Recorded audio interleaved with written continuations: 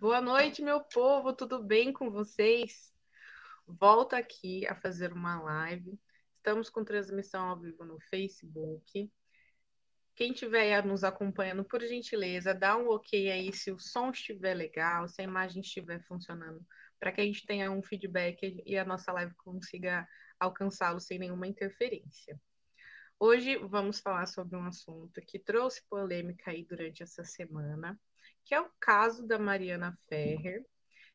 Muitas pessoas me procuraram no Instagram, no, no próprio Facebook, no WhatsApp, aqueles que têm o meu número, e fizeram muitas perguntas jurídicas e até mesmo de cunho pessoal a respeito do que aconteceu, né, nesse absurdo jurídico, se o que aconteceu foi certo, foi errado, se houve alguma injustiça, para a gente poder conversar um pouquinho sobre isso, para que eu esclarecesse. Mas, como eu gosto de uma boa live, de um bom bate-papo, eu fiz o convite de uma pessoa muito especial, que eu conheci graças aos meus estudos. Para quem não sabe, eu sou pós-graduanda em Direito Processo Penal pela Faculdade Legale e fiz e continuo fazendo alguns cursos de prática através do canal Ciências Criminais. É um canal incrível, tem bastante cursos interessantes aí para jovem advocacia. E lá eu tive acesso a alguns artigos criminais, inclusive alguns livros. Foi onde eu conheci o Dr. Luciano, que, para nossa coincidência, também é advogado criminalista aqui de Mogi das Cruzes. Então, vou apresentar um pouquinho do Dr. Luciano. Dr. Luciano Carlos é advogado criminalista e coautor do livro Olhares Criminológicos da Execução Penal. Como ele já atua há alguns anos e é especialista do direito criminal, eu chamei ele para poder dar alguns esclarecimentos e também trazer aí um viés, um olhar, já com a experiência profissional que ele tem. Porque daí fica mais fácil de traduzir o direito para vocês, não deixar tão jurídico, tão técnico a nossa conversa e trazer um pouquinho numa linguagem que todos possam entender e ficar sanado todas as dúvidas. Vamos ver se o doutor já está pronto para nos esclarecer esses pontos. Boa noite, doutor Oi, Luciano. doutora. Boa noite. Tudo bem, doutora Ingrid? Tudo bem? Muitas polêmicas, muitas polêmicas. Nossa, que tema, hein? Que tema. Primeiramente, muito obrigado pelo convite e por deixar, né, recair sobre mim a responsabilidade para tratar de um tema tão delicado como esse, né, que tomou uma repercussão midiática assim absurda, né? Não só pela proporção, mas como o tema especificamente, né, que é muito delicado, atinge muitas mulheres e é uma situação muito difícil, né? Ninguém consegue passar por uma situação como essa sem ficar com sequelas, né? Mas agradeço imensamente pela confiança, né, pelos comentários que você fez anteriormente, e vamos lá, né, vamos ver o que a gente consegue tratar sobre esse tema. Para poder apresentar aos meus seguidores, meus amigos e familiares que sempre me seguem, já dou boa noite, um beijo especial a todos vocês.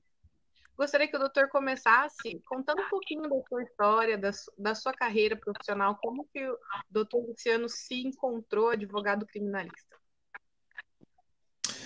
Olha, eu vou dizer que foi até simples, viu? Normalmente, os acadêmicos sentem ali um pouco de dificuldade em se firmar numa área, né? Acabam fazendo a clínica geral, após sair dos bancos acadêmicos. Em algum momento ali, né, posterior a isso, eles acabam se encontrando em alguma área. No meu caso, eu já tive um contato muito próximo, né? Eu já tive uma paixão muito forte ali pela área penal no meio da faculdade, né? E quando chegou próximo o final da faculdade, eu já tinha certeza que eu queria ser advogado criminalista, tanto que prestei o exame da ordem, a segunda fase, em direito penal. Passei pela defensoria pública e tive ali uma breve experiência, adquiri uma breve experiência, passei por um período, né, curto ali para de execuções criminais, e quando eu saí da faculdade, pouquíssimos meses depois, eu já comecei a atuar exclusivamente na área criminal. Veio a oportunidade de escrever um livro em coautoria com outros colegas advogados sobre a área de execução, então já embarquei nessa e comecei a produzir conteúdo nessa área. Né? E hoje eu posso dizer que eu amo a advocacia criminal. Né? Para mim não é uma profissão apenas, é uma missão que foi atribuída e eu tenho muito carinho por ela e muita responsabilidade. Eu gostaria de, já antemão, parabenizar pelo profissionalismo, porque eu comecei a faculdade com o sonho de ser delegada e fiz estágio em todas as áreas que você possa imaginar da área do direito, inclusive em delegacia, fui estagiária do Ministério Público, tive uma larga experiência também na defensoria e fui galgando para ver se eu que área que eu queria seguir e no final, nos últimos meses ali de estágio obrigatório da própria faculdade, eu descobri que eu queria ser mesmo advogada. Eu achava que penal era a única matéria que eu realmente gostava, mas eu achava que todo mundo gostava de penal, então era fácil, né? Todo mundo gostava de penal. Mas quando você vai atuar, né, efetivamente, você percebe que as pessoas não gostam tanto assim, e que são poucos os advogados que ficam firmes aí no gosto pela matéria, e a gente vê realmente muitos advogados clínicos gerais, mas poucos que desde o início seguem firme a área criminal. E eu gosto muito de fazer o que eu faço, eu acho que tem que ter realmente um psicológico muito bom, tem que ter aí sangue nos olhos, como diz alguns jovens advogados, para poder se manter firme nessa profissão. Então, assim, já parabenizo pela honra, pela coragem, pela capacidade, pelo profissionalismo, que algumas vezes já me atendeu, né, doutor, em algumas dúvidas. Imagina. Então, vamos lá, eu vou fazer um breve introdutório, né, sobre o que é o caso, né, da Mariana Ferrer. Muitas pessoas perguntam o que é, quem foi, quais foram mais ou menos a situação em que aconteceu. Então, basicamente, o caso da Mariana Ferrer ficou conhecida por causa de agressões sexuais, né, incluindo estupro, atribuídos ao empresário, então, André de Camargo Aranha, e que teriam sido praticados contra a então blogueira e modelo Mariana Ferrer. O estupro ele teria ocorrido em dezembro de 2018 no Clube Café La Musique, em Santa Catarina, em Florianópolis, né? Onde Mariana Ferrer trabalhava como promotora de eventos. Porém, o caso só ganhou, né, notoriedade aí, porque ela começou a utilizar das redes sociais, né, através do Instagram, para poder fazer ali a divulgação do caso, porque ela acreditava que não ia conseguir a condenação através da justiça. E já fica aí um alerta muito importante, tá? Ela já tinha esse temor antes mesmo de chegar à audiência de instrução, então alguma coisa ali alertava, ou não dá para saber, né? Como o doutor bem disse, e ele vai repetir, existem três verdades: a verdade do réu, a verdade da vítima e a verdade verdadeira, que realmente aconteceu e talvez nunca saberemos. Mas ela trouxe aí, e aí todas as pessoas puderam ter um pouquinho de conhecimento sobre a causa, mas sem realmente saber de fato o que acontece, porque no caso dela, o processo é sigiloso, então nem a gente, advogado, tem acesso aos autos, o que a gente tem é o que está sendo veiculado na mídia. Mas, enfim, o caso em julho de 2019, o Ministério Público realizou, então, a denúncia contra o André Aranha por estupro de vulnerável, que o doutor Luciano vai explicar mais para frente para a gente como que funciona essa denúncia. Bom, foi comprovado, em sua defesa, o André afirmou nunca ter tido contato físico com a modelo, porém, nos exames iniciais, né, foi constatado que houve a conjunção carnal, houve ruptura, né, do ímen, porque ela se alegou desde o início que era virgem, foi encontrado sêmen nas roupas da vítima, e então o julgamento só foi encerrado em setembro de 2020, quando o réu foi absolvido pelo juiz da Terceira Vara Criminal de Florianópolis, Dr. Hudson Marcos. E daí também criou-se aí a polêmica, né, a respeito da absolvição por causa do estupro culposo, e o doutor vai explicar com mais detalhes para a gente. Mas o caso voltou, então, a ganhar notoriedade essa semana, após a divulgação do intercept de um trecho da audiência de instrução, né? Onde foi possível perceber alguns excessos do advogado de defesa do André. Vou só ver na colinha o nome dele, Dr. Gastão. E a maneira como ela ficou bem arrasada, né? Um sentimento completo de humilhação durante a audiência. O trecho ele foi cortado, a gente vai dar com mais detalhes como foi a audiência, mas deu a entender que nem o Ministério Público, nem o defensor público que estava ali na condição de assistente, nem o juiz intervieram por ela. E ela ficou ali, obviamente, foi bem claro que ela estava arrasada devido a essas agressões. Bom, hoje viemos então para esclarecer, fazer uma análise inicialmente jurídica, mas ao final a gente vai dar um pouquinho de pitaco, sim, vamos falar a nossa opinião, mas baseada não na nossa opinião pessoal, basicamente, mas também na nossa opinião profissional, do que aquilo que a gente já vem vendo, né, da nossa profissão como advogado criminalista. Então, doutor, eu vou começar a primeira pergunta. O doutor pôde, né, estudar o caso com mais afinco, pelo que foi, né, disponibilizado, teve acesso à sentença, assistiu à audiência. E eu gostaria de saber quais foram, de fato, as acusações feitas pela vítima Mariana Ferrer. Vamos lá, doutora, vamos tentar tratar um pouco desse tema aí, né?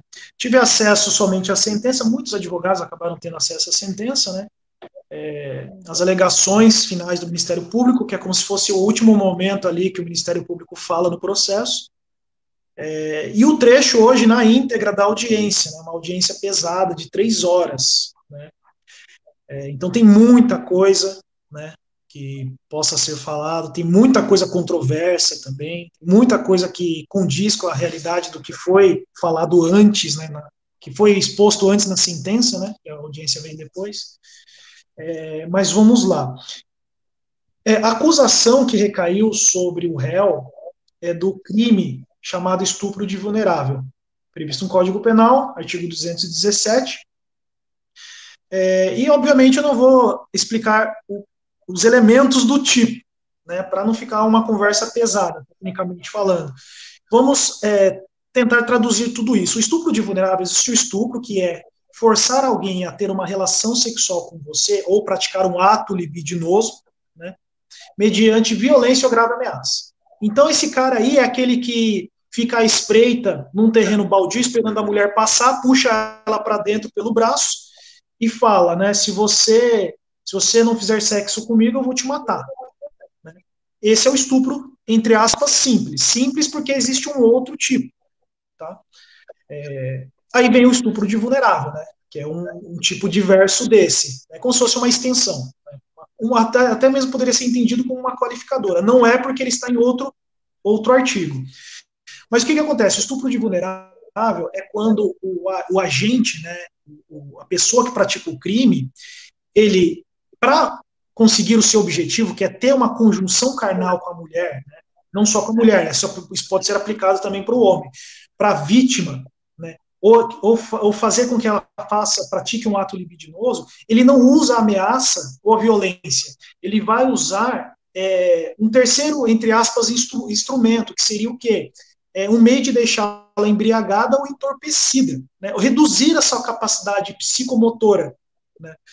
E foi essa imputação que recaiu sobre o acusado Aranha, no sentido de que ele havia entorpecido, né, dopado, nas palavras da própria vítima, dopado a Mariana, para que fosse possível, né, reduzindo a sua resistência, né, já que ela não vai conseguir se defender, ou mesmo pensar no ato que está acontecendo, ele fez isso para que conseguisse ter uma relação sexual com ela. E muita coisa indicou ali que houve a relação sexual, mas não ficou clara a questão da prova quanto à vulnerabilidade dela. Isso a gente vai tratando no decorrer da live. Tá? Então recaiu sobre o Aranha a tipificação, que seria o artigo 217, sobre estupro de vulnerável, ou seja, ele fez o quê? Vou, entre aspas, dopar a Mariana para fazer sexo com ela, né? E não foi o estupro simples. Por quê? Porque não houve violência ou grave ameaça, que ele poderia ter feito também. Bacana, acho que isso já é um esclarecimento bastante efetivo, porque muitas pessoas têm dúvida, né? O que seria, então, o estupro que não é o culposo doloso, né? Então, já deixa bastante evidente a diferença dos dois tipos penais. Mas eu queria saber quais foram efetivamente as provas produzidas durante o processo. Muitas provas. O processo tem mais de 3.300 laudas, né? Tem muito depoimento de testemunha, né? Então essa foi uma das provas produzidas. Tem vídeos das câmeras da Polícia Militar, né? Da casa onde ocorreu o fato, e exames toxicológicos, né? Então, para a apuração da prática desse ilícito, né, desse crime, foram produzidas durante o processo esse tipo de prova, depoimento das testemunhas, exames toxicológicos e filmagens. Né? Salvo engano, também há áudios, tá? Foram apontados áudios e prints de conversa da vítima com outras pessoas em WhatsApp, até o Uber foi intimado a depor, né? Porque ele teria levado ela, tirado ela lá do lugar onde ocorreu o fato e levado ela para casa.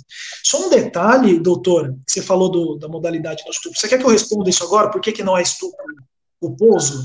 Ou deixo para depois? Vamos falar um pouquinho mais para frente. Vamos deixar esse mistério no ar, por enquanto. Tá. Então, basicamente, foram essas as provas, né, as que eu tive acesso de acordo com o que foi dito na audiência de instrução, que durou 3 horas, nas provas que foram apresentadas pelo Ministério Público e nas provas que foram ditas, né, foram elencadas na sentença. Foram basicamente essas. Depoimentos, vídeos, prints de conversas, áudios, filmagens de câmeras. Bacana. E qual, assim, só para esclarecer para as pessoas, qual foi mais ou menos a linha de defesa do advogado de defesa do André Aranha? Ele basicamente foi pela linha de que o que foi ocorrido, o que ocorreu, né, entre a vítima e o acusado não foi crime, né? Isso tem lá um fundamento na hora da absolvição, né? Artigo 386, inciso 3 do Código de Processo Penal. Quando o fato não constitui crime. O que quer dizer isso? Quer dizer que, como não houve provas em relação à vulnerabilidade da vítima, ele defendeu que houve um consentimento dela em relação à conjunção carnal. Ou seja, se eu tenho uma conjunção carnal, uma relação sexual com uma mulher que consente, isso não é crime. Se ela está consentindo, se ambos estão de acordo, não houve violência, grave ameaça, simulação, fraude, se não houve entorpecência, embriaguez, não há que se falar em crime. Então, foi essa linha de defesa adotada pelo advogado do Aranha. Então, vamos lá ao tão polêmico. Em algum momento do processo foi utilizado, de fato, o termo estupro culposo? Não, não foi. Não foi. A questão polêmica aí, né, que, nossa, fervilhou a internet, né, em relação a esse termo inadequado, né, foi utilizado de forma completamente equivocada, é porque, assim, até é possível entender que a mídia, né, o meio de comunicação que propagou isso, quis deixar claro, né, traduzir o que estava no processo. Mas, primeiro, não foi dito isso nem pelo Ministério Público, não foi dito isso nem pelo defensor, não foi dito na audiência e não foi dito pelo juiz. Aí já a gente vai falar provavelmente da questão da sentença. O termo aí do estupro culposo surgiu porque o Ministério Público, nas suas alegações finais, que é o momento que ele fala por último ali, é o último momento que ele fala no processo. Ele, minha cartada final é essa aqui. O Ministério Público, ao invés de manter a tese de que o sujeito praticou o crime, ele analisou as provas e no entendimento dele falou, não, Na verdade, não tem nada de provas no sentido de que houve a vulnerabilidade dela, né, seja por entorpecência ou embriaguez. Então, feito isso, não tinha como falar que o estupro seria doloso, porque a pessoa, o dolo é a vontade do agente de atingir um fim, de atingir um resultado. Então, quando o cara tem uma vontade de ter uma conjunção carnal com uma mulher mediante vulnerabilidade dela, ele vai fazer o quê? Ele vai tentar drogá-la, embebedá-la ou qualquer outra coisa que diminua sua capacidade de resistência, né? Ele já tem essa vontade. Né? No caso que foi defendido pelo Ministério Público, é que não havia essa vontade, né? Porque para ele havia o consentimento e não tinham provas nos autos de que ela estava embriagada. Então, quando afastou essa ideia de embriaguez, entre aspas, né, o crime, ele ruiu. Por quê? Porque o crime de estupro de vulnerável é um crime doloso, ele só tem a previsão legal para o agente que tem a vontade. Ele tem que fazer, ele tem que querer aquilo. E como não teve, foi entendido pelo Ministério Público que não teve a vontade, teria a culpa. Então foi um meio sem querer. Ah, eu não sabia, né, das condições dela. Eu achei que estava tudo ok. Foi o sem querer, o famoso sem querer. Só que o sem querer, para você praticar um crime sem querer e ser penalizado por isso, tem que estar previsto em lei. Tem que ter a chamada modalidade culposa. No caso de estupro de vulnerável, todos os crimes contra a dignidade sexual são crimes dolosos. No caso do estupro de vulnerável, não seria diferente. Ele não admite a modalidade culposa, ou seja, o famoso estuprei sem querer. Como não tem essa modalidade culposa, o juiz teria a única alternativa da absolvição. A única medida que seria imposta é a da absolvição. Então, por isso que meio que se criou essa ideia do estupro culposo. Que o Ministério Público, ele fala, na decisão, que não houve o dolo. Se não houve o dolo, houve a culpa, mas o crime não admite a modalidade culposa. Então, o sujeito vai ter que ser absolvido. Então, nessa que os meios de comunicação começaram a bater. Ah, o Ministério Público disse que não há crime, o crime não foi doloso, então foi culposo. Aí veio, mas foi estupro culposo. Então, estupro culposo não existe, realmente não existe. Não existe. Mas antes, né, é importante dizer que o juiz não acolheu essa tese. Né, não acolheu essa tese. Então, se a gente analisar bem, tem praticamente 3 teses aí que foram arguidas, né, foram levantadas no final do processo, a do Ministério Público, a do advogado e a do juiz. Né, o que o juiz entendeu, aliás. Para ver como o caso realmente é complexo, né? Eu escutei alguns advogados até tentando elucidar o caso, né, explicando ali uma hipótese de erro do tipo, né, para poder sair desse estigma de estupro culposo. Então, existe, né, outras maneiras de explicar. Eu acho que foi muito infeliz o jornal, mas a gente tem que lembrar que eles não são advogados nem operadores do direito. Então, eles fizeram ali o que eles queriam para poder vender a matéria. E foi bem feito, né? Venderam e conseguiram subir esse tema e provavelmente vender essa matéria de um jeito absurdo em pouco tempo, né? Se não tivesse feito isso, a gente não estaria aqui hoje tentando explicar o que aconteceu. Mas dando sequência, né, já que o doutor mencionou a questão da sentença, que o juiz não acolheu, de fato, nem a linha do advogado de defesa e nem do promotor, como que foi, então, a sentença? Ele foi absolvido sob qual artigo? Ele foi absolvido pelo artigo 386.5 ou 7, salvo engano. Deixa eu até pegar aqui, ó. 5. Insuficiência de provas. Tá? Por quê? O juiz entendeu que a denúncia foi feita nos moldes, né, para que houvesse a condenação por estupro de vulnerável, que é conjunção carnal mediante a redução da capacidade, da redução da resistência da vítima, né, embriaguez, entorpecência, etc. Para que isso ficasse caracterizado, era preciso que houvessem provas da conjunção carnal, e tem provas da conjunção carnal, né, a questão do SEM, etc., isso tem, mas também precisava que ficasse demonstrado a incapacidade da vítima, ou seja, a sua diminuição psicomotora. E nesse ponto que fragilizou a acusação, não ficou provado isso. E como não ficou provado, né, para que o juiz ele forme a sua convicção, para que seja estabelecida uma condenação, as provas têm que ser fortes. Ele tem que estar convicto daquilo. Né, e não ocorreu isso, porque os exames toxicológicos, todos os exames toxicológicos levados aos autos, né, que foram para o processo, deram negativo. Então, isso fragilizou muito a acusação.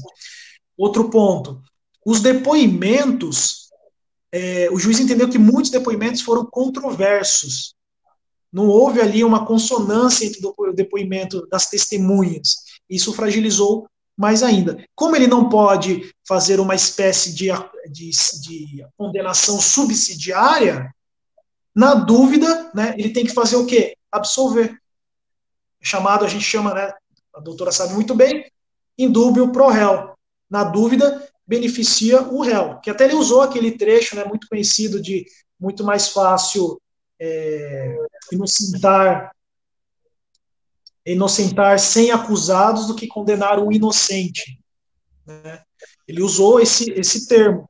Mais ou menos assim, não lembro agora de cabeça. Não é muito conhecido, né? Até filosofou, né? Teve um momento filosófico dele na sentença. Então, isso que acabou ruindo um pouco ali, desmontando um pouco a tese da acusação, a falta de positividade nos exames e as contradições nos depoimentos. Então, o juiz achou melhor que era o quê? Mais prudente absolver o réu do que condená-lo injustamente ou com poucas provas. Só que aí eu não vou nem entrar no mérito, como sendo advogado criminalista, que isso aqui seria tema para outra live, que tem juiz que condena por bem menos. Tem promotor que pede a condenação por bem menos mesmo. Fatalmente, falo com conhecimento de causa, a doutora pode corroborar o que eu estou falando.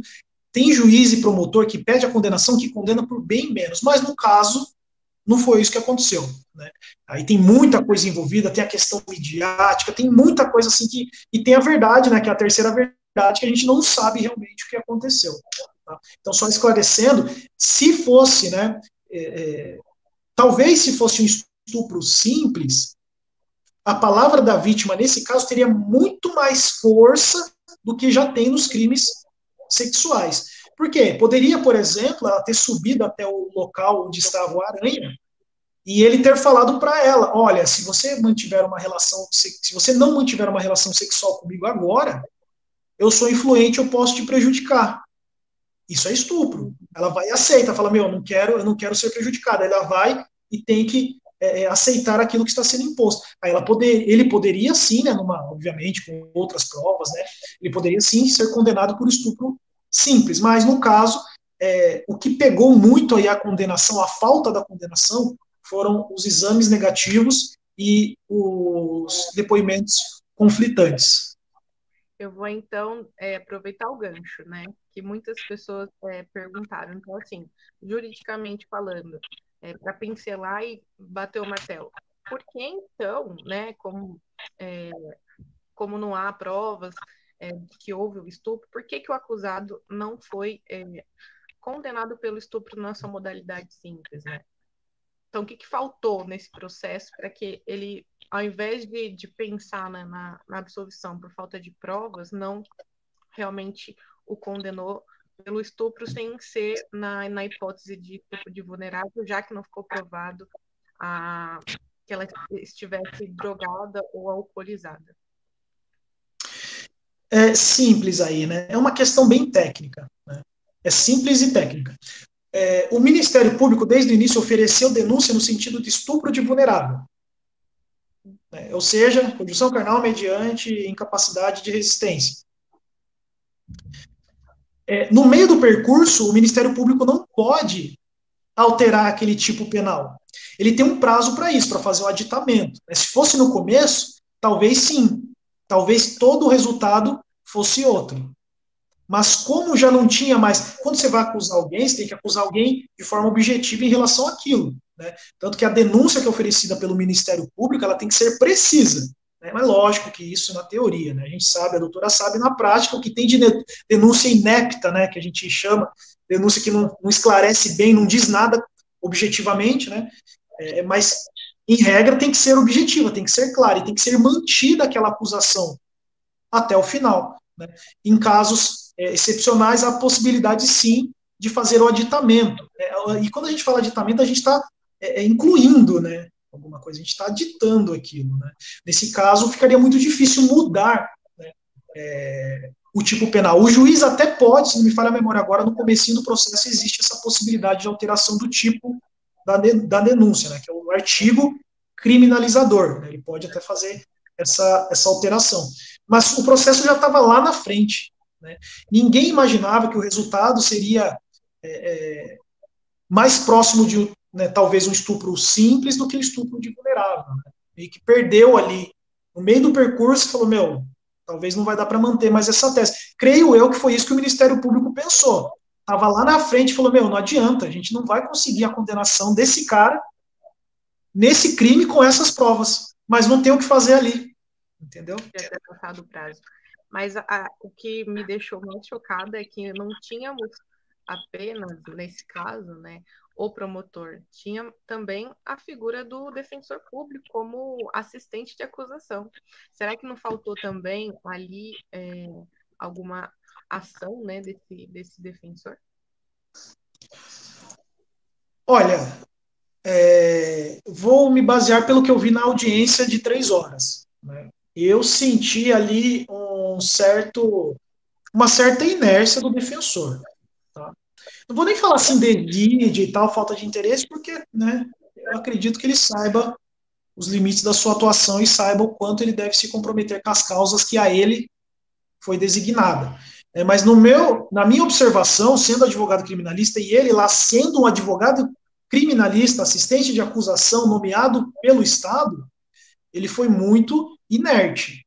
Né? Agora, em relação aos atos pretéritos, né, aos atos anteriores do processo em si, não consigo dizer se ele tentou ou não fazer alguma coisa, mas na audiência houve pouca participação dele. Não sei se talvez ele já estava alinhado com o promotor, então não precisava se manifestar tanto, ou se às vezes simplesmente ele caiu de paraquedas, porque pelo que eu entendi na audiência, ele tinha sido nomeado só para a audiência, né, que é uma baita de uma responsabilidade. Um caso midiático desse, você cai de paraquedas e fala, tá, e agora? Para onde que eu corro?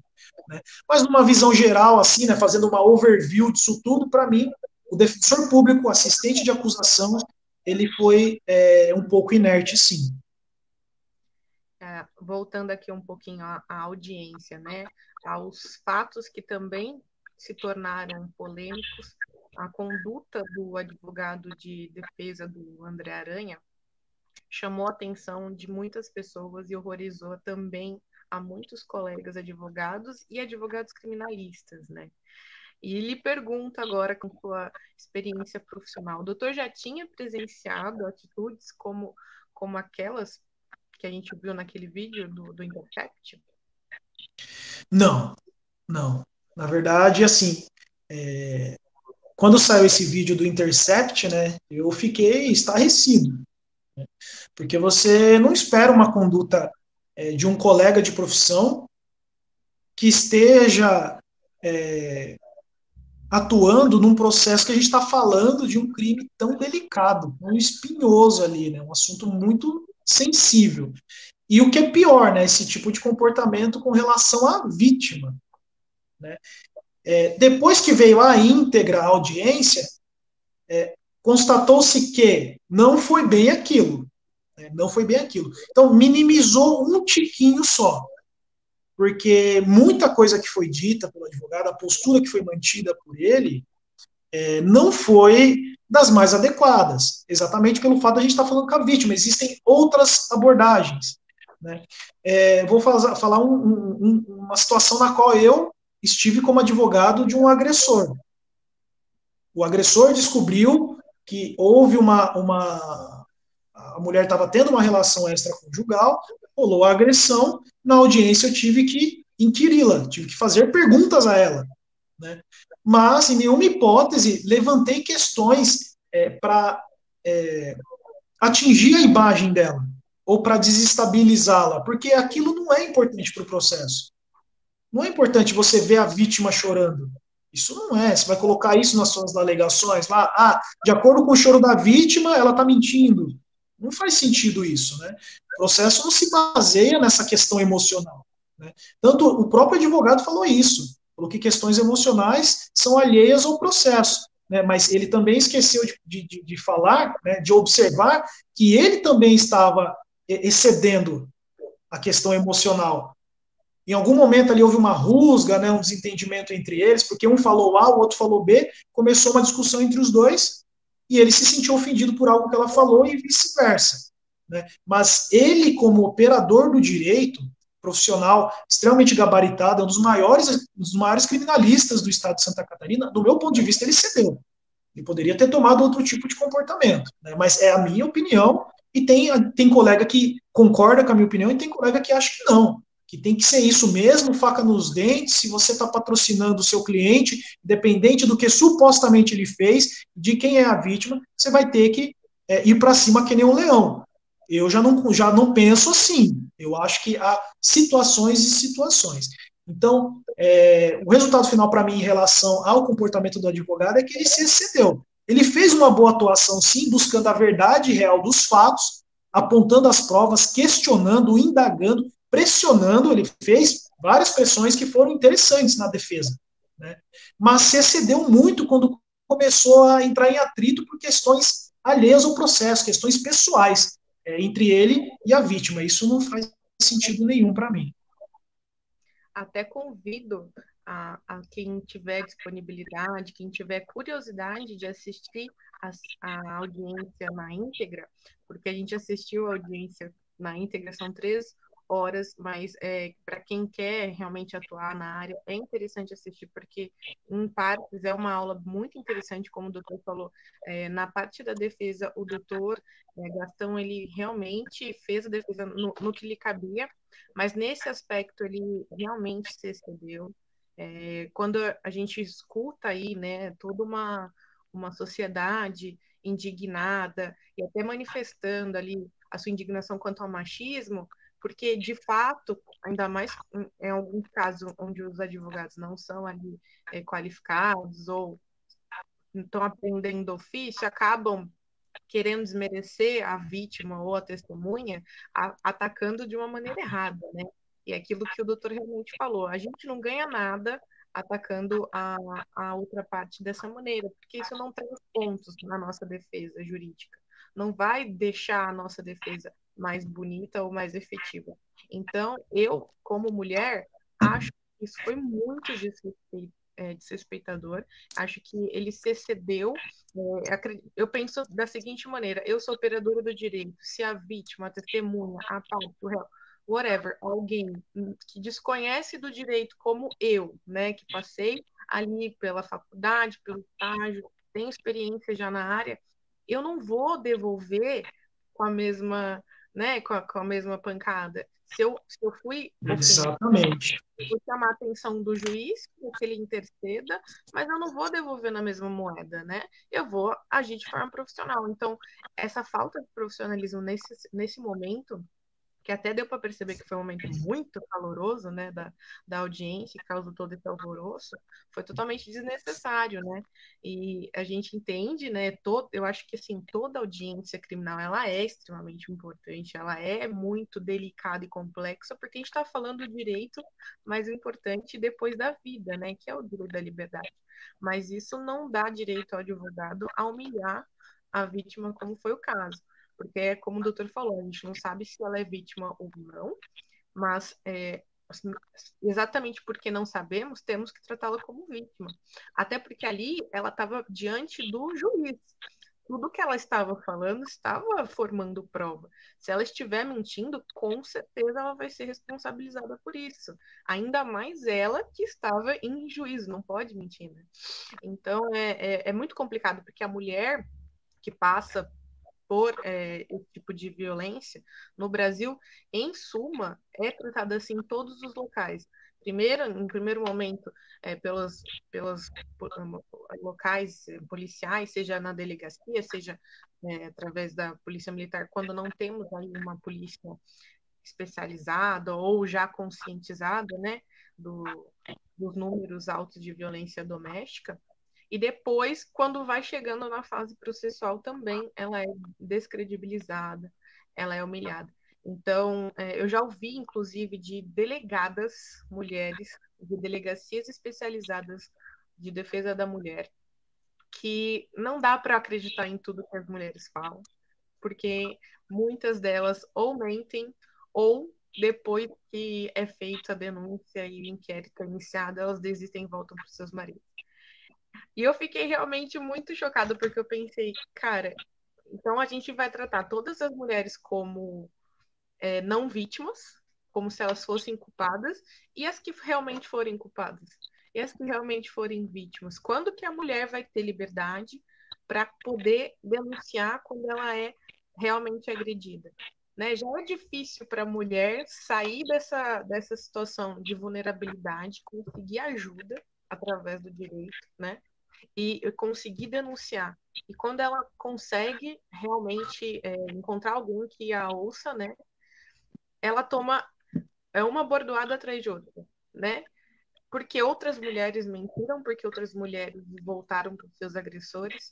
Eu acho que isso é inadmissível e isso, infelizmente, é o que acontece muito ainda no Brasil. Então é importante que esse tipo de caso aconteça, é importante que esse tipo de caso realmente viralize e que profissionais como nós pare pelo menos uma hora aí da sua vida para ter esse bate-papo, para ter essa conversa com o público, esclarecer o que for mais duvidoso, para que as pessoas tenham coragem de fazer realmente. No caso dela, ela achou, vamos pensar aqui, né, que a justiça não ia ser feita, ela colocou na mídia essas informações, né? E muitas coisas ali observando a audiência, tanto na fala da vítima quanto na fala do André, muitas das provas nem foram realmente apreciadas, né? Tanto as provas que deveriam ter sido para defesa, quanto as provas de acusação. Então fica realmente complicado a gente saber. Às vezes a demanda do judiciário é tão grande que ele não dá conta, de fato, de realizar todas as provas. E eu, como advogada, já há algum tempo, eu percebo. Às vezes é uma prova simples que a gente pede para o IML, é uma prova de identificação de digital, uma prova de identificação de pólvora de uma arma de fogo. Demora 2 anos para poder ser feito e juntado no processo. Depois de 2 anos, as vítimas ou os acusadores ou as próprias testemunhas já não se lembram com tanto detalhe do que aconteceu. Então, é complicado. Eu acho que todo processo criminal deveria ser revisto para que a gente pudesse trabalhar também, né, como operador de direito, com mais qualidade, né, doutor? O que o doutor acha a respeito de tudo isso? Será que aconteceu ou não aconteceu injustiça no caso da Mariana Ferrer? Nossa, essa última pergunta, essa parte final aí, que virou uma pergunta, muito difícil responder, viu? Muito difícil. Eu fico até feliz que eu não consiga responder assim, né? Porque é muita coisa envolvida, né? Teria que, talvez, sei lá, ter um dogma muito forte para um lado ou para o outro para responder com tranquilidade. Houve ou não houve justiça, né? Difícil dizer, né? Sabendo que tem o sistema da ampla defesa ainda, né? As vias recursais, etc. Então, né? Tudo pode mudar. Né? A gente tá um recurso indo para o tribunal e esse recurso pode vir a condenar o acusado. Né? Tudo pode acontecer. Ou pode levar para o STJ, de repente reformar também, pode levar para o STF. Então, sim, tudo pode acontecer ainda. Né? Mas torço muito para que, de fato, seja feita justiça. Né? Agora, uma coisa, né, tentando trazer aí os pontos que você abordou. Primeiro que, assim, eu acho que a proporção midiática que isso tomou foi por causa que todo esse contexto, desse processo, foi a gota d'água no balde das mulheres. Porque não é de hoje que as mulheres reclamam de serem destratadas em delegacia, de serem vítimas de abuso, de violência, né, de tudo que vocês sabem muito bem que acontece no país, no mundo, né? Na verdade isso é no mundo, né? A cultura patriarcal não é só no Brasil, né? Cultura do machismo, do estupro, não é só no Brasil. Então, assim, acho que isso aqui, para nós brasileiros, para vocês, mulheres brasileiras, foi a gota d'água. Na hora que vocês viram isso, falaram, meu, isso não tem como, sabe? Foi o grito de revolta ali, foi o estouro das algemas, né? Então, acho que um pouco da repercussão que teve, ou muito da repercussão que teve, foi por causa disso, né? A revolta das mulheres, né? A empatia, né? E muitas mulheres passam por isso diariamente, né? A questão você falou das provas, né? O meu primeiro ponto é esse. Eu acho que foi a gota d'água para as mulheres. Aí você tinha falado da questão das provas, né? Das provas não, se foi feito justiça nesse caso. Ah, não, da nossa atuação como advogado, né?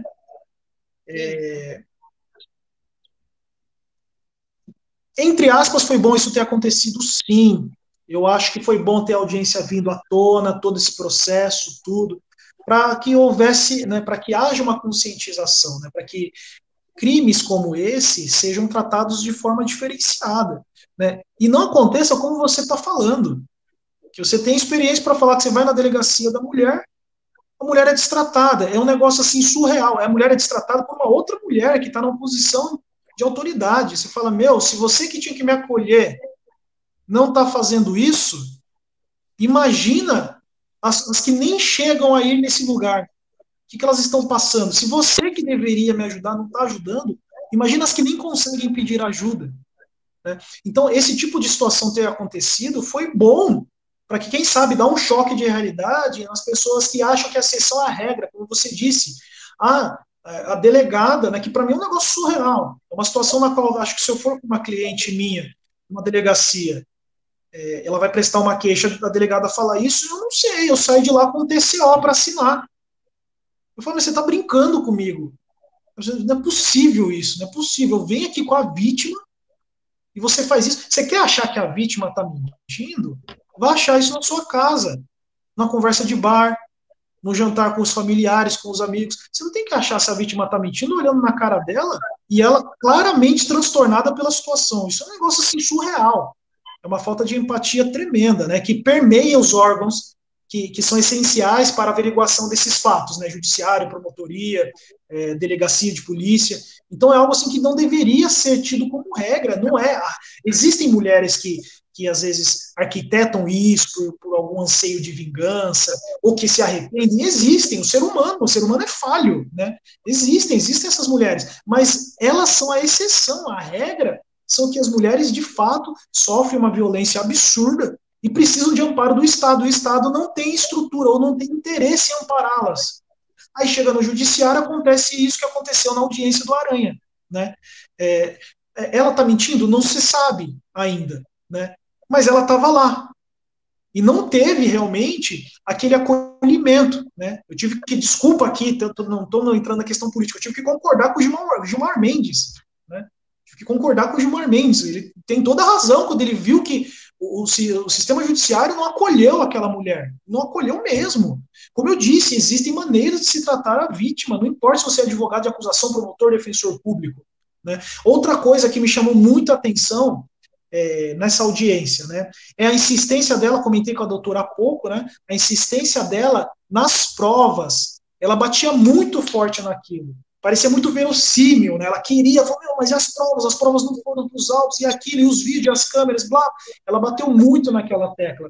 E aí, será que não ocorreu, de fato, uma desídia, um desleixo, uma falta de vontade, um relapso ali por parte dos servidores públicos em juntar essas provas? Será que se tivesse juntado essas provas, o resultado seria diferente? Ou poderia ser o mesmo, às vezes as provas não diziam nada. Talvez a convicção dela é que estava mal formulado. Talvez ela achava que com aquelas provas haveria condenação, mas talvez não houvesse. Né? Então, assim, embora, né, o resultado já esteja aí, né, precisa ser reformado ou não, né, quem vai decidir isso é o tribunal, houve ali uma clara demonstração de indignação, de insatisfação por parte dela, no sentido de que ela não foi acolhida. Ela não foi acolhida lá atrás, quando precisou juntar as provas, que a mãe dela também disse, né? Percebi isso. A mãe dela falou, mas a prova não foi, a prova não foi, a prova não foi. Fulano não foi escutado, fulano não foi escutado, fulano não foi escutado. Teve essa falta de acolhimento lá atrás e teve na audiência, né? Onde ela teve ali um defensor público como assistente de acusação, que embora tivesse caído de paraquedas, não interessa, é o mister dele, ele vai ter que se virar. Ele deveria ter apartado aquele desentendimento que houve entre ela e o advogado, porque o advogado tem calibre para aguentar aquilo na audiência, ela não tem. Não é a primeira audiência do cara, não é a primeira audiência do advogado. Então, assim, você, né, traduzindo, sintetizando tudo isso, claramente se observa com o seu depoimento, com o depoimento de outros colegas que já me falaram a mesma coisa que a doutora falou, o que foi visto nessa audiência, que a mulher não é acolhida, que eles adotam como regra a exceção, achando que todas estão lá mentindo, querendo, de algum modo, prejudicar ali o seu desafeto. E não é a verdade, a gente sabe que não é essa a verdade. Exatamente, faltou sensibilidade do colega defensor público, né, que não usou aí da sua responsabilidade, da sua competência, né, foi imbuído aí de uma responsabilidade tão grande que era defendê-la, nem que fosse apenas para aquele ato, né, da audiência, mas não fez, né, por mais que ele tivesse ali já alinhado com a tese do Ministério Público, que foi o que a gente depois percebeu de forma bem assustada, que a defesa concordou, o advogado assistente, né, concordou com a acusação na absolução, que é, para mim, absurdo, né? Mas ali na audiência ele deveria, de alguma forma, ter ajudado ela. Mas nesse sentido das provas, a gente percebe o quanto é importante a figura do advogado, né? As pessoas, elas às vezes não têm essa percepção. Eu lembro que eu vi um artigo do Instagram que o doutor mesmo postou a respeito de ir ou não ir acompanhado de advogado na delegacia. E eu lembro que essa foi uma dúvida até questionada por um jovem advogado aqui de Mogi, lá na comissão da Jovem Advocacia. Eu falei, gente, pelo amor de Deus, nunca se comparece em delegacia com advogado. Porque, no caso, pelo menos olhando na minha ótica, ficou claro que ela não estava sendo bem orientada. E a todo momento, né? Porque se ela ficou nessa luta de tentar juntar as provas dos autos, a mãe dela também, e ninguém, por ter um defensor público que, na verdade, é uma instituição, não é uma pessoa física, né? Não é alguém que você vai e entrega. Você tem que ficar encaminhando o membro que tiver ali disponível no dia, ou no mês, ou né, naquele período que vai te atender. Então, é importante, sim, você ter sempre um advogado criminalista na sua defesa, que seja da sua confiança, que você possa entregar ali o seu medo, a sua injustiça, todas as provas que você tem, que consiga tentar com você te orientar da melhor forma possível, porque ali, infelizmente, o doutor, né, da defesa, inclusive, falou isso, o próprio juiz falou que para mim já sou como uma provocação, eu já teria pedido ordem naquele momento, falou, nossa, ela está bem instruída em artigos penais. Porque, meu Deus, se o defensor não quis defendê-la, ela teve que sozinha buscar a lei, entender o que a lei diz para poder se defender sozinha.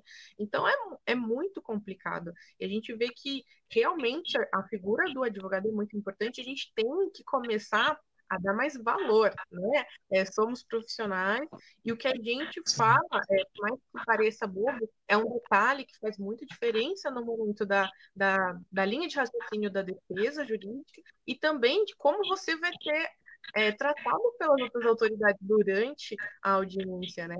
Então, eu fico aí uma homenagem a todos os colegas que militam aí nessa área, porque é uma área difícil, precisa ter bastante coragem, precisa ter bastante paciência, jogo de cintura, porque o atendimento ao público também é um atendimento mais delicado, mais sensível.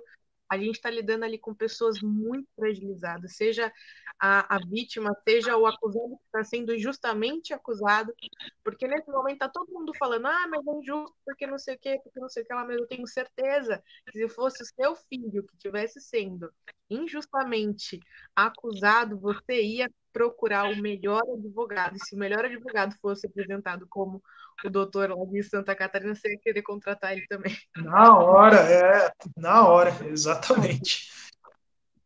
Então, a gente tem que começar a valorizar o advogado criminalista, porque não é fácil essa nossa missão, mas também ter esse olhar para como o judiciário está precário, né, em todos os seus sentidos, seja no atendimento ao público, seja no próprio serviço público, né? Demorar, um ano para se juntar nos autos um arquivo de áudio é complicado, né, doutor? Sim, sim. Muito triste, muito triste. É a falta de comprometimento, né? Como assim você não vai juntar isso ou vai demorar para juntar isso, né? Você não consegue ter o tato, né, de perceber a importância disso, né? Isso tem que ser feito de imediato, tem que ser feito para ontem, né? Mas eu concordo também aí na questão da, da importância do advogado criminalista, né? Talvez ali melhor assessorado, né? Advogado mais antenado ali com a acusação, né? Não sei, talvez o resultado fosse diferente, ou talvez ela não passasse aquelas humilhações que passou, o advogado talvez intervisse ali, né, para que ela não tivesse nenhuma discussão com o advogado da outra parte, né, as coisas poderiam ser um pouco, talvez menos dolorosas, eu diria, viu? Com certeza, eu creio. Bom, a gente já está chegando a quase uma hora de live. Foi realmente um prazer e uma honra participar de uma live com a presença do Dr. Luciano, que é realmente para mim uma figura, um exemplo, alguém que com seus artigos, com seus trabalhos, sempre traz uma luz aí ao direito criminalista, aos jovens advogados que estão militando aí de forma muito corajosa na área. Eu gostaria de agradecer aqueles que mandaram ali suas dúvidas, suas objeções, suas opiniões, porque tudo isso engrandece demais também a nossa profissão. Nós somos advogados, mas somos advogados humanizados, a gente vive da oitiva com qualidade, a gente entende o ser humano ali no seu íntimo, e o nosso trabalho só vai ser feito efetivamente se a gente conseguir alcançar isso. Então, eu vou começar encerrando. O doutor gostaria de fazer algum esclarecimento final sobre tudo isso? Tá, vou tentar ser breve aqui na minha posição em relação a esse processo, né? Eu acho que a justiça ali ainda não foi feita na sua totalidade, né? Eu observo que tem alguma coisa errada, aconteceu alguma coisa, não acredito que não do jeito que está sendo exposto, né? Mas tem alguma coisa ali, isso precisa ser revisto, né? E eu fico pensando assim que tudo isso foi porque ela era uma pessoa conhecida e ele também, né? Então teve essa repercussão, né? Embora ela esteja sofrendo os danos dessa repercussão também, o cara também tá, porque ele ainda não transitou em julgada a sentença, né? Então até então ele é inocente, né? Pode ser que o recurso reforme isso, né? Faça alteração aí na decisão do juiz de primeiro grau. Então a imagem dele também está destruída. Inclusive, abrindo um parênteses aí para esclarecer o seguinte, né? Quando se fala em absolvição por insuficiência de provas, não quer dizer exatamente que a pessoa não cometeu aquele crime. Quer dizer que a pessoa pode ter cometido aquele crime, mas o juiz não conseguiu formar convicção com base naquelas provas, mas pode ter acontecido. Tá? Porque eu estou vendo um monte de gente falando, ele foi inocentado. Tecnicamente, ele está sendo inocentado no primeiro grau. Né? Mas imagina, daqui para frente, né, vamos nem entrar nesse negócio, tá passando pano para estuprador, não é isso. Mas eu fico imaginando assim, né, comentando, porque eu sou como advogado criminalista, eu tenho que fazer o chamado overview, eu tenho que olhar de fora. Né? A imagem desse cara já era também. Mesmo que ele seja influente, a imagem desse cara já era. Eu tenho certeza disso. Ele não foi condenado judicialmente ainda. Pode ser que ele venha a ser condenado. Mas a reputação dele, né, na internet e no meio social que ele vive, está condenada. Esse cara vai pisar em algum lugar aí, no shopping, alguma coisa, vão reconhecer ele e vão falar, né, aquele cara que estuprou a menina. Então é algo a ser pensado. A condenação dele indiretamente veio. A condenação dele indiretamente veio. E ela sofre por tudo, tanto pela condenação, né, dele, tanto pela condenação dele quanto pela absolvição dele. Porque eu fico pensando no desgaste emocional que é passar por tudo isso, né? Porque ainda que de repente vai vir uma condenação, venha uma condenação e seja condenado, né, tenha que cumprir uma pena, ela está totalmente desgastada disso tudo, né? Porque tem pessoas também que não concordam com ela, né? Ela pode até ser rechaçada rechaçada na internet por causa disso, perseguida. Então, assim, você vê que é muito difícil, né? É uma briga assim que as pessoas estão buscando justiça, mas todo mundo está sofrendo, né? É um negócio assim muito louco, para dizer a verdade. Muito assim, vai muito além de uma sentença ali de acusado, culpado, vítima. É um negócio muito, muito amplo, né? Então, assim, para mim esse caso, oi? Tá longe de se resolver com uma sentença, né? Sim. Para mim esse caso não foi feito justiça ainda, né? Eu espero que a justiça seja efetivamente feita, né? E, e se ele foi de fato o transgressor aí, que ele praticou o crime, que ele seja condenado, se ele não for, ele seja absolvido, né?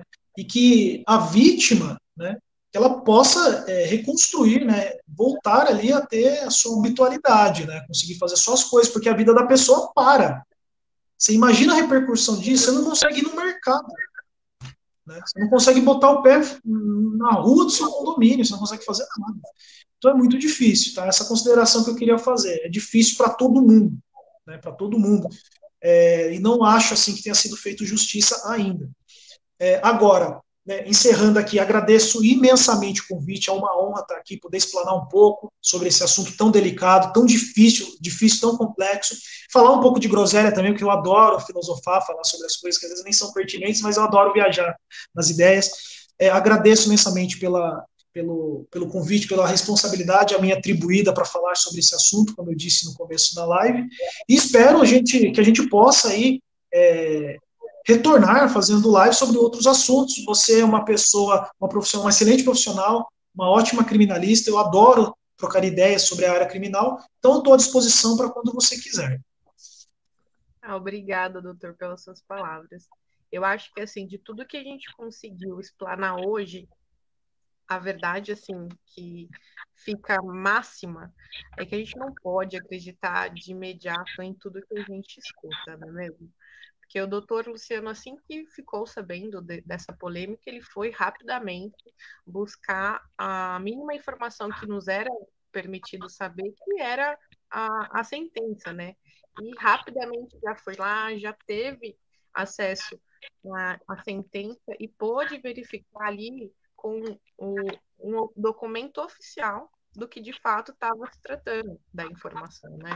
Muitas pessoas começaram uma eterna guerra, né, de opiniões através das redes sociais, o que é muito perigoso, foi o que o doutor falou. Hoje, não temos condições de saber quem está certo e quem está errado.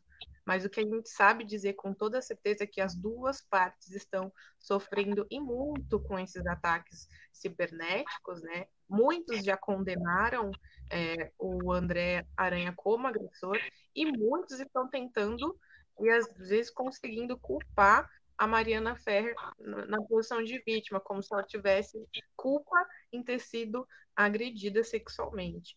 Então, a gente tem que ter um pouquinho de empatia, lembrar que, realmente, como o doutor falou, existem sempre os três lados, né?